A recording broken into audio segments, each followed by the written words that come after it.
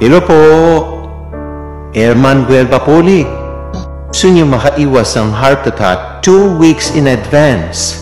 Para makaiwas sa atake sa puso, alamin ang simptomas sa mga ito.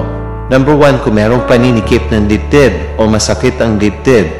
Pangalawa, merong kayong jaw pain.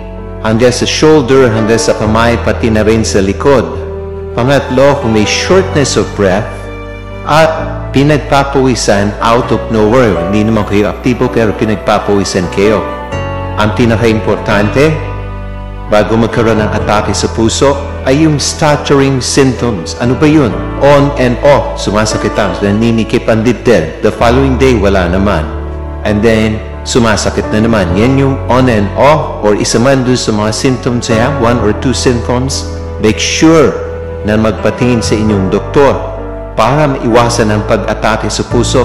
Magpa-check up ng puso right away. Kung isa man or two or more symptoms, magpatingin agad sa inyong doktor. Okay? So, ingat po palagi. God bless po.